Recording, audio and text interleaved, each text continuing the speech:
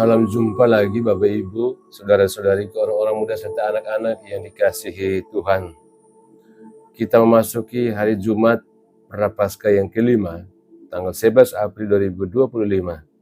Mari kita menimba inspirasi suci dari bacaan hari ini untuk perjalanan ziarah iman kita. Dalam nama Bapa dan Putra dan Roh Kudus. Amin. Tuhan bersamamu. Inilah Injil suci menurut Yohanes. Dimuliakanlah Tuhan. Sekali peristiwa, orang-orang Yahudi mengambil batu untuk melempari Yesus. Kata Yesus kepada mereka, "Banyak pekerjaan yang baik telah kuperlihatkan kepadamu yang datang dari Bapa-Ku. Pekerjaan manakah di antaranya yang menyebabkan kamu mau melempari aku?" Jawab orang-orang Yahudi itu, "Bukan karena satu pekerjaan yang baik maka kami mau melempari engkau, melainkan karena engkau menghujat Allah, dan karena engkau, sekalipun hanya seorang manusia saja, menyamakan dirimu dengan Allah." Kata Yesus kepada mereka, "Tidakkah ada tertulis dalam kitab Tauratmu, Aku telah berfirman, kamu adalah Allah?" Jikalau mereka kepada siapa firman itu disampaikan disebut Allah, sedang kitab suci tidak dapat dibatalkan, masihkah kamu berkata kepada dia yang dikuduskan oleh Bapa dan yang telah diutusnya ke dalam dunia, engkau menghujat Allah, karena aku telah berfirman, aku anak Allah? Jika aku tidak melakukan pekerjaan-pekerjaan Bapa-Ku, janganlah percaya kepadaku. Tetapi jikalau aku melakukannya, dan kamu tidak mau percaya kepadaku, percayalah akan pekerjaan-pekerjaan itu, supaya kamu boleh mengetahui dan mengerti bahwa Bapa ada di dalam aku, dan aku di dalam Bapa. Sekali lagi mereka mencoba menangkap dia, tetapi ia luput dari tangan mereka. Kemudian Yesus pergi lagi ke seberang Yordan, ke tempat Yohanes dahulu membaptis orang, dan ia tinggal di situ. Dan banyak orang datang kepadanya dan berkata, "Yohanes memang tidak membuat satu tanda pun, tetapi semua yang pernah dikatakan Yohanes tentang orang ini adalah benar." Dan banyak orang di situ percaya kepadanya. Demikianlah sabda Tuhan. Terpujilah Kristus. Bapak Ibu, saudara-saudariku, orang-orang muda serta anak-anak yang dikasihi Tuhan. Nabi Yeremia adalah salah satu tokoh besar perjanjian lama yang kerap disebut Nabi Air Mata. Mengapa? Karena ia menerima panggilan untuk menyampaikan firman Tuhan yang keras dan tidak populer. Dan akibatnya, ia harus menanggung penolakan, ancaman, bahkan pencobaan pembunuhan. Dalam bacaan hari ini kita mendengar suara hatinya. Ia merasa dikelilingi oleh bisikan jahat, pengkhianatan, dan tipu daya. Dituliskan demikian, "Aku mendengar bisikan banyak orang, kegantaran datang dari segala jurusan, mengadukan, mari kita mengadukannya." Namun Yeremia tidak menyerah pada ketakutan. Ia berseru dengan iman, "Tetapi Tuhan menyertai aku seperti pahlawan yang gagah.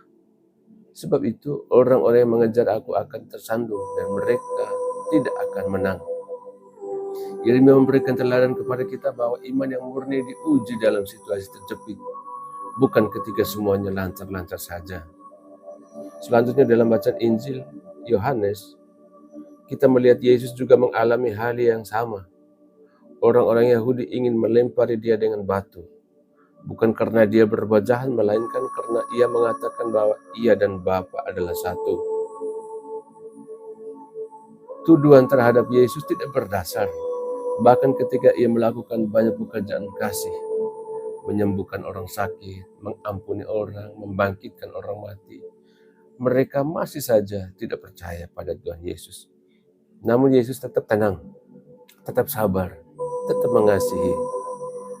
Yesus katakan, "Sekalipun kamu tidak percaya kepadaku, percayalah dan pekerjaan itu, supaya kamu boleh mengetahui dan mengerti bahwa Bapa ada di dalam aku dan aku di dalam Bapa."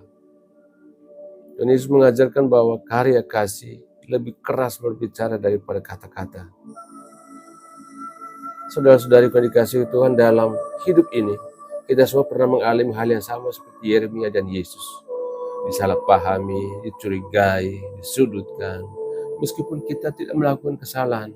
Bahkan ketika kita berusaha menjadi baik, jujur dan benar, justru bisa jadi kita dianggap aneh dan kemudian dijauhi. Namun bacaan hari ini menguatkan kita semua bahwa pertama, Tuhan menyertai orang yang setia meskipun dunia tidak menyukainya. Ia tidak tinggal diam. Yang kedua, karya kasih lebih kuat dari kata-kata. Seperti Yesus, teruslah berbuat baik meski orang tidak menghargai. Dan yang ketiga, tetap tenang dalam menghadapi tuduhan. Jangan buru-buru membalas atau membenarkan diri, tetapi serahkanlah pembelaan kepada Tuhan. Saudara-saudariku dikasihi Tuhan, kita bertanya, ketika saya difitnah atau dituduh salah, bagaimana sikap hati saya? Apakah saya masih setia pada kebenaran meski tidak disukai orang? Apakah saya berani seperti Yeremia dan Yesus untuk tetap mengasihi bahkan ketika disakiti? Hanya kitalah yang bisa mengetahui perasaan batin kita dan jawaban apa yang akan kita berikan, bertolak dari iman dan keyakinan kita. Dan akhirnya mari kita berdoa, Tuhan Yesus yang setia, Engkau tetap tenang di tengah tuduhan dan terus berkarya di tengah ancaman. Ajarilah aku untuk tetap berjalan dalam terang-Mu, walau gelap menghadang. Kuatkan hatiku agar tidak mudah goyah ketika ditolak atau disalahpahami. Biarlah hidupku menjadi pantulan dari karya kasih-Mu yang nyata. Amin. Tuhan bersamamu. Semoga kita sekalian, semua mereka yang kita kenangkan dalam doa-doa kita dan usaha-usaha kita senantiasa dilindungi, dibimbing dan diberkati oleh Allah yang Maha Kuasa, Bapa dan Putra dan Roh Kudus. Amin.